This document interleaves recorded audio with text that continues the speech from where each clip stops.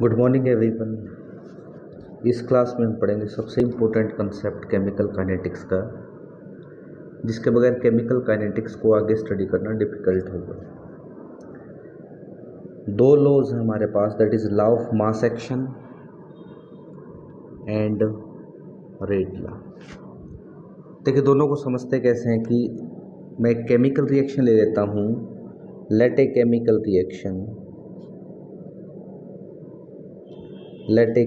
Reaction ए से कोई भी प्रोडक्ट बन गया P, suppose to B 2A से कोई प्रोडक्ट बन गया P। सिमिलर वे में इधर भी एक केमिकल रिएक्शन ले लेता हूँ सेम, 2A से कोई प्रोडक्ट बन गया P। Let K is the rate constant for this reaction and same here. अब इसमें जो A है ये रिएक्टेंट है, P है जो प्रोडक्ट है। अब इसको मैं रिएक्टेंट कह सकता हूँ या इसको कह सकता हूँ reactant term. Same way this will also become the reactant term.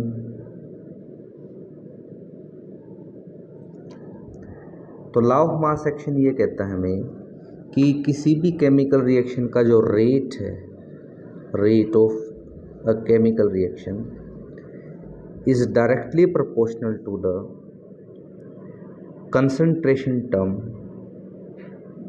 A concentration term है, each raised to the power their coefficient। Proportionality constant को हटाएंगे, rate is equal to K A की पावर 2। मतलब according to law of mass action के जो भी यहाँ पे रिएक्टेंट की स्टोकियोमेट्री होगी, उसकी रेशो होगी, उसको आपने उसकी कंसंट्रेशन टर्म की पावर से राइज करना पड़ेगा। लेकिन लॉ ऑफ मास एक्शन में ऐसा नहीं है। लॉ ऑफ मास एक्शन हमें ये कहता है कि बाकी सारी डेफिनेशन सेम, कहता है कि किसी भी केमिकल रिएक्शन का जो रेट होगा वो डिपेंड करेगा रिएक्टेंट की कंसंट्रेशन टर्म पे, each raise to the power some coefficient. जैसे इसमें हमने किससे रेज किया है, जो भी उसका स्टोकियोमेट्रिक कोफिशिएंट था वही उसकी पावर बना दी। लेकिन इसमें कहता है कि जो स्टोकियोमेट्रिक कोफिशिएंट है ज़रूरी नहीं वो उसकी पावर हो, कोई भी हो सकती है उसकी पावर, उससे कम भी हो सकती है, उससे ज़्यादा भी हो सकती है और उतनी भी हो सकती है। तो इसको मैंने मान लिया यहाँ पर सपोज टू बी एक्स मान ले, अल्फ़ा मान सकते हैं, ए बी सी मान सकते हैं। तो each raise to the power some coefficient, इसको मैं क्या कहूँगा, सम कोफिशिएंट। इसकी वैल्यू कुछ भी हो सकती है। डेफिनेशन मैंने लिखी है कि लॉ ऑफ मास एक्शन हमें ये बताता है कि किसी भी केमिकल रिएक्शन की जो रेट है, जो स्पीड है, वो डायरेक्टली प्रोपोर्शनल होता है concentration term of the reactant each raise to the power their coefficient, each raise to the power their coefficient. जबकि लॉ ऑफ रेट लॉ हमें ये बताता है कि किसी भी रिएक्शन का जो रेट है वो डिपेंड करता है concentration term of the reactant and each raise to the power some coefficient. एक और केमिकल रिएक्शन मैं ले लेता हूँ। अच्छा, एक और इम्पोर्टेंट चीज़ ये है इसमें कि जो लॉ ऑफ मास एक्शन है वो इक्विलिब्रियम में यूज़ होता है, यूज्ड इन इक्विलिब्रियम। तो यहाँ पर लॉ ऑफ मास एक्शन की कोई इम्पोर्टेंस नहीं है, इसके बारे में हम बात नहीं करेंगे। We will talk about the rate law. एक और केमिकल रिएक्शन मैं ले लेता हूँ। लेट ए केमिकल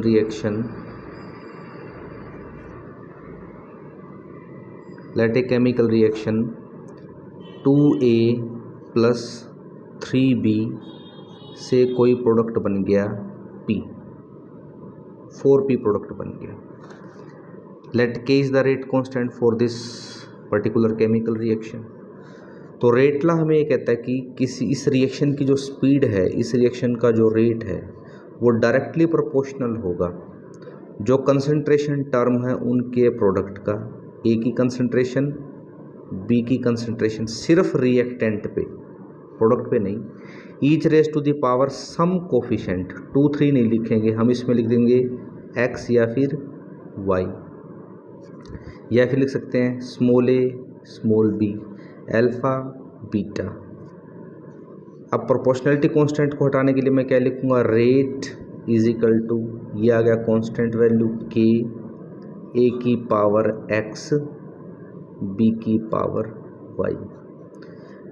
दूसरी ध्यान देने वाली बात ये है कि किसी भी केमिकल रिएक्शन का जो रेट है या जो किसी भी केमिकल रिएक्शन की स्पीड है, एरो के पीछे जो भी स्पीसीज प्रेजेंट होती है, एरो के पीछे कौन होते हैं, रिएक्टेंट, सिर्फ और सिर्फ रिएक्टेंट की कंसंट्रेशन पे डिपेंड करती है, प्रोडक्ट से उसका कोई लेना देना नहीं।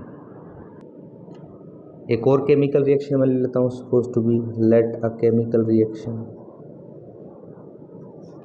let a chemical reaction 2a plus 3b plus 4c forming any product, let is d, 5d, and let k is the rate constant for this reaction. In this case we are having 3 reactants, that is a, b and c, and their stoichiometry is 2 3 and 4.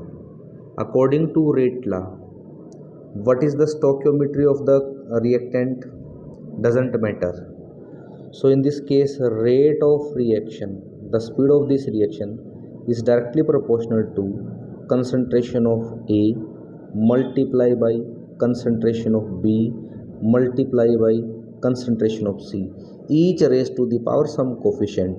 A की पावर को 2 नहीं लिखेंगे, suppose to B मैंने लिखा alpha, B की पावर को 3 नहीं लिखेंगे, suppose to be beta, C की पावर को 4 नहीं लिखेंगे, सपोज टू बी गामा।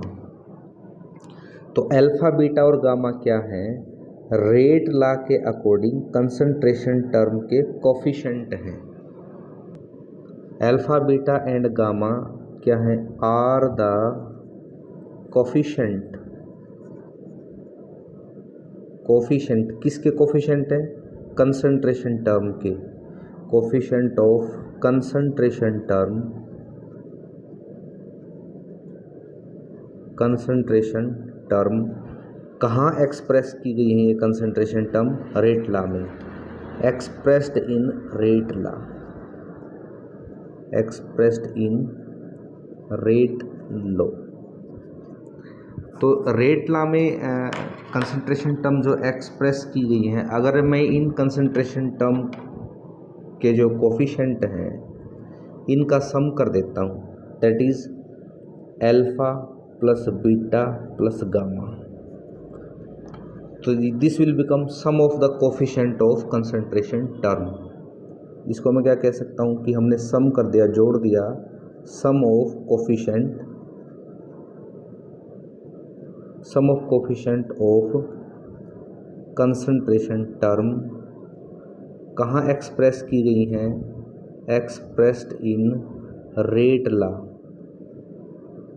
ठीक है, तो ये जो रेट लॉ में जो भी कोफिशिएंट होते हैं कंसंट्रेशन टर्म के, उन सभी को जोड़ देते हैं हम, जोड़ने के बाद जो भी वैल्यू आती है that will become order of a reaction, order of a reaction.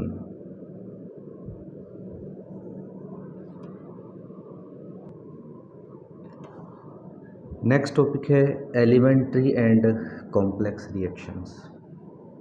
कोई भी ऐसी केमिकल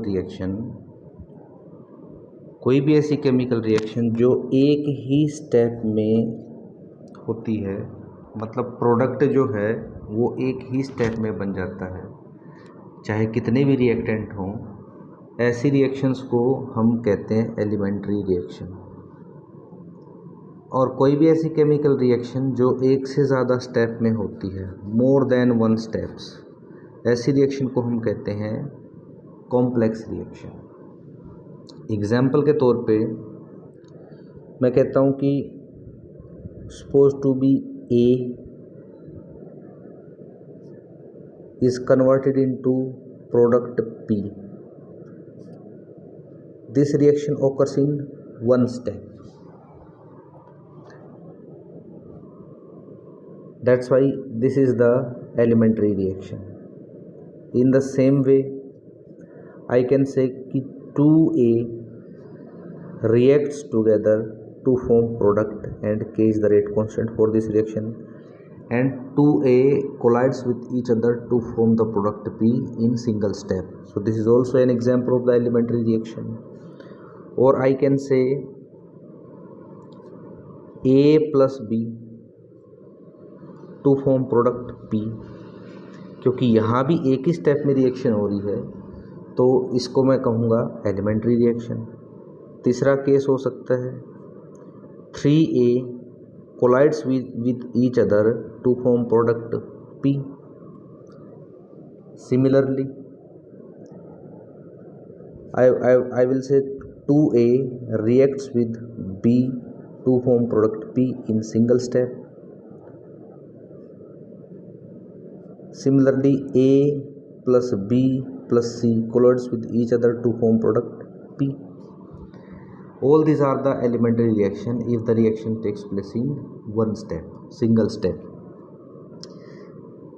तो मैं अज्यूम कर लेता हूँ कि ये सारी रिएक्शन जो है वो एलिमेंट्री रिएक्शन है, एलिमेंट्री रिएक्शन है और प्रोडक्ट को एक ही स्टेप में बना रहे हैं। तो किसी, ये सारी मैंने एलिमेंट्री रिएक्शन मान ली, तो किसी भी एलिमेंट्री रिएक्शन में प्रोडक्ट बनाते समय रिएक्टेंट के कितने मॉलिक्यूल आपस में कोलॉइड्स करते हैं वो उस रिएक्शन की मॉलिक्यूलैरिटी होती है।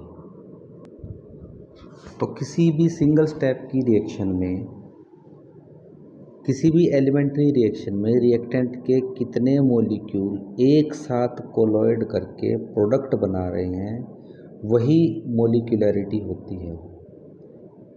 तो मॉलिक्यूलैरिटी की बात हम सिर्फ किसके लिए करते हैं? मॉलिक्यूलैरिटी की बात हम करते हैं सिर्फ एलिमेंट्री रिएक्शन के लिए। So molecularity is the characteristics of elementary reaction. Complex reaction में कभी मोलैरिटी का जिक्र हम नहीं करेंगे।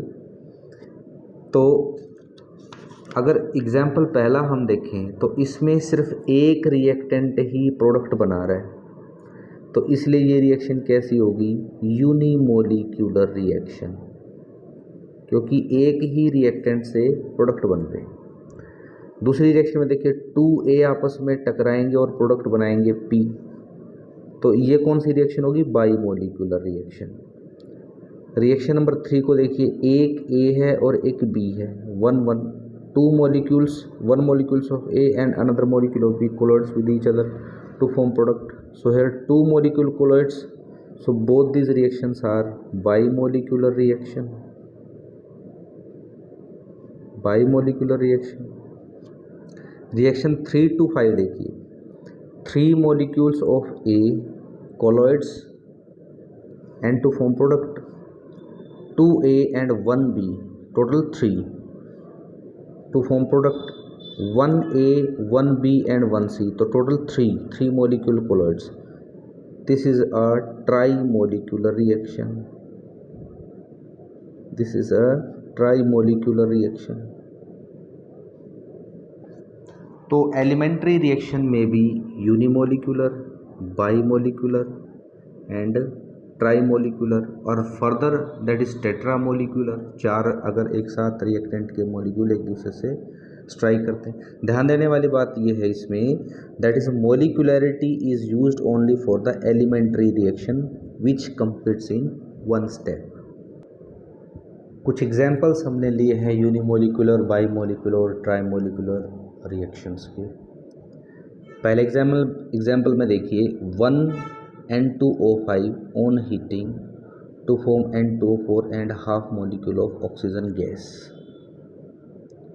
अगर इस रिएक्शन को एग्जामिनर ऐसे देगा और पूछेगा कि व्हाट इज़ द मॉलिक्यूलैरिटी, बड़ी इजीली बता देंगे हम कि यहाँ पर 1 है, इसलिए इसकी मॉलिक्यूलैरिटी 1 है।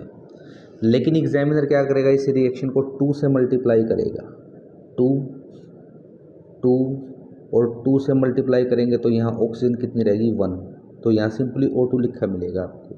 तो इस पहली रिएक्शन को एग्जामिनर देगा 2N2O5 on heating to form 2N2O4 plus O2। अगर मैं पूछूँ कि what is the molecularity of this reaction, तो यहाँ से 2 देख के हम कंफ्यूज हो जाएंगे। तो आपने याद रखना है, इस रिएक्शन को नोट करके रखो। बेशक यहाँ पे 2 लिखा हो, but this is example of the unimolecular reaction. Second, same in the similar way, अगर आपको H2O2 से H2O और 1/2O2 बना के दे दे, तो यहाँ से आप अंदाज़ा लगा लेंगे कि H2O2 के सामने इसकी स्टोकियोमेट्री 1 है, तो ये यूनिमोलिकुलर रिएक्शन है। लेकिन एग्जामिनर आपको एग्जाम में कैसे देगा, 2H2O2 on heating to form 2H2O + O2। अब पूछेगा इसकी मोलिकुलरिटी क्या है, तो सिमिलर वे में इसकी मोलिकुलरिटी क्या होगी, 1। ध्यान रखना इस रिएक्शन का, 2 एक्सेप्शन है, ये एग्जाम में पूछे जा सकते हैं आप लोगों से। PCl3 को देख के बड़ी आसानी से बता दो, क्योंकि ये रिएक्शन ऑलरेडी बैलेंस्ड है, इसकी यूनिमोलिकुलरिटी 1 है। बात करते हैं बायोमोलिकुलर रिएक्शन के कुछ एग्जाम्पल। मेन आपने वही 2 ऊपर वाले एग्जाम्पल का ध्यान रखना है, एग्जाम में यही अक्सर दिए जाते हैं कंफ्यूज करने के लिए। बायोमोलिकुलर रिएक्शन में देखिए, हाइड्रोजन आयोडाइड के 2 मॉलिक्यूल हीटिंग से H2 और I2 में कन्वर्ट हो जाएंगे, तो यहाँ 2 है स्टोकियोमेट्री, तो this is a biomolecular reaction. Similarly NO nitric oxide reacts with 1 molecule of O3 ozone, O3 ozone होता है, इसके साथ सेम प्रोडक्ट बनेंगे, 1 और 1 आपस में कोलाइड करें, तो this is also a case of the bimolecular reaction. Trimolecular reaction को अगर हम देखें, कार्बन मोनोऑक्साइड CO के 2 मॉलिक्यूल ऑक्सीजन के 1 मॉलिक्यूल के साथ कोलाइड कर रहे हैं, प्रोडक्ट बना रहे हैं, तो 2 + 1 this will become trimolecular reaction. Similarly ferric chloride, this is ferric chloride, और this is the stannous chloride. Ferric chloride stannous chloride के साथ रिएक्ट करके बना देता है फेरस क्लोराइड, और SnCl4 को हम क्या बोलते हैं, स्टेनिक क्लोराइड। ठीक है, तो फेरिक में Fe+3 ऑक्सीडेशन स्टेट में होता है, और इसकी ऑक्सीडेशन स्टेट +3 है। फेरस में Fe+2 ऑक्सीडेशन स्टेट में होता है। स्टेनिक में Sn+4 tin metal +4 oxidation state में होती है, और स्टेनस में टिन मेटल +2 ऑक्सीडेशन स्टेट में होती है। तो यहाँ पर 2 and 1 SnCl2, the molecularity is 3। MCQ की बात करें तो हम मोलिकुलरिटी बतानी है आपने एक ऐसी केमिकल रिएक्शन की जिसमें फेरिक क्लोराइड रिएक्ट करता है स्टेनस क्लोराइड से और बना देता है फेरस क्लोराइड और स्टेनिक क्लोराइड। इसकी मोलिकुलरिटी क्या थी, 3। So answer will be C। अभी मोलिकुलरिटी के बारे में हमने एक चीज़ ये सीखी कि मोलिकुलरिटी एलिमेंट्री रिएक्शन के लिए ही यूज़ की जाती है। दूसरी ध्यान देने वाली बात यह है कि मोलिकुलरिटी जो है वो हमेशा आपको 1, 2, 3, 4 इस तरह से मिलेगी, फ्रैक्शनल कभी नहीं मिलेगी। जैसे 1.3, 2.2 ऐसे कभी नहीं मिलेगी। या तो एक मॉलिक्यूल या फिर 2 मॉलिक्यूल आपस में कोलाइड करेंगे, या 3 या 4 या 5 इस तरह से। ऐसे नहीं होगा कि 1.2 मॉलिक्यूल कोलाइड कर रहे हैं 2.3 मॉलिक्यूल से, ऐसा कभी नहीं होगा। सो मोलिकुलरिटी कभी भी फ्रैक्शनल नहीं होती। तीसरा, मोलिकुलरिटी कभी भी नेगेटिव नहीं होती। और क्योंकि अगर कोई रिएक्शन एक ही स्टेप में होती है तो उसका रिएक्शन मैकेनिज्म डिटरमाइन करना डिफ़िकल्ट होता है। तीसरा है, मोलिकुलरिटी को आप देखते ही बता दोगे, जैसे ही आप रिएक्शन देखोगे उससे अंदाज़ा लगा लोगे कि इसकी मोलरिटी क्या है। आपको कोई एक्सपेरिमेंट करने की ज़रूरत नहीं है। जैसे इस केस में मोलिकुलरिटी मैं बता सकता हूँ 2 है, इस केस में 2 है, यहाँ 1 है, इस केस में 3 है। सो मोलिकुलरिटी जो है वो थ्योरेटिकल होती है, कोई एक्सपेरिमेंट करने की ज़रूरत नहीं है। It is theoretical in nature. अब बात कर लेते हैं ऑर्डर ऑफ रिएक्शंस की। तो शुरू करते हैं कॉम्प्लेक्स रिएक्शन से। कोई भी ऐसी केमिकल रिएक्शन जो एक से ज़्यादा स्टेप में होती है उसको कॉम्प्लेक्स रिएक्शन हम कहते हैं, पढ़ चुके हैं।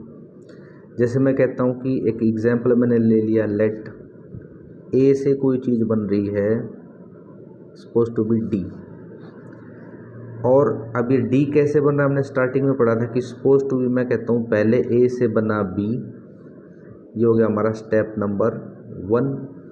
दूसरे स्टेप में बी से बना C, suppose to be this is step number 2। और फिर फाइनली सी से जाके बना D, suppose to be step number 3। तो ये जो रिएक्शन है ये बेसिकली 3 स्टेप में हो रही है, इसलिए इस रिएक्शन को हमने कहा कॉम्प्लेक्स रिएक्शन। कॉम्प्लेक्स रिएक्शन होगी। अब कॉम्प्लेक्स रिएक्शन क्योंकि एक से ज़्यादा स्टेप में होती है तो हर एक स्टेप का रेट सेम नहीं हो सकता। कोई स्टेप ज़्यादा स्पीड से होगा तो कोई स्टेप कम स्पीड से होगा। तो इन तीनों में से या अगर कोई रिएक्शन 4 या 5 स्टेप में हो रही है तो एक स्टेप ऐसा होगा जो सबसे तेज़ होगा, सबसे ज़्यादा स्पीड से होगा, दूसरा स्टेप ऐसा होगा जो सबसे ज़्यादा स्लो होगा। तो कोई भी एक मान लेता हूँ मैं, suppose to be this is the slowest step. Slowest step. तो किसी भी कॉम्प्लेक्स रिएक्शन का जो रेट होता है वो हमेशा डिपेंड करता है सबसे स्लो स्टेप पे। सबसे स्लोवेस्ट स्टेप पे रेट डिपेंड करता है। जैसे इस रिएक्शन की अगर हम बात देखें तो इस रिएक्शन का जो रेट है, इसकी स्पीड, वो किसके डायरेक्टली प्रोपोर्शनल होगी? स्लोवेस्ट स्टेप में एरो के पीछे जो चीज़ है, एरो के पीछे है b, each raise to the power some coefficient suppose to be x। According to rate law, rate reaction का हमेशा एरो के पीछे वाली स्पीसीज की कंसंट्रेशन पे डिपेंड करता है और उसकी पावर कोई भी कोफिशिएंट हो सकता है, सम कोफिशिएंट। तो rate is equal to proportionality constant को हटाएंगे k बीटा की पावर x। इस तरह से इस रिएक्शन का हम रेट निकाल सकते हैं।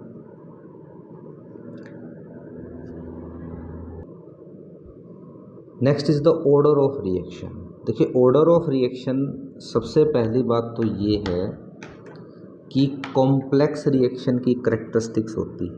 कॉम्प्लेक्स रिएक्शन के लिए यूज़ किया जाता है जो एक से ज़्यादा स्टेप में होती है। दूसरी बात यह है कि रिएक्शन का जो ऑर्डर है वो पॉजिटिव भी हो सकता है, नेगेटिव भी हो सकता है, ज़ीरो भी हो सकता है, फ्रैक्शनल भी हो सकता है। फ्रैक्शनल का मतलब है जैसे 1.5, 2.5 लाइक एज, फ्रैक्शनल भी हो सकता है। तीसरा है ऑर्डर को कभी भी रिएक्शन देख के नहीं बता सकते किसी रिएक्शन का ऑर्डर क्या है। जैसे मॉलिक्यूलरिटी को देख के बता सकते हैं रिएक्शन को, ऑर्डर को हमेशा एक्सपेरिमेंट करके ही निकाला जा सकता है किसी रिएक्शन के लिए। इसलिए order of reaction is empirical. Empirical होता है। इम्पीरिकल का मतलब है एक्सपेरिमेंटल। बगैर एक्सपेरिमेंट किए किसी भी रिएक्शन का ऑर्डर आप नहीं बता सकते।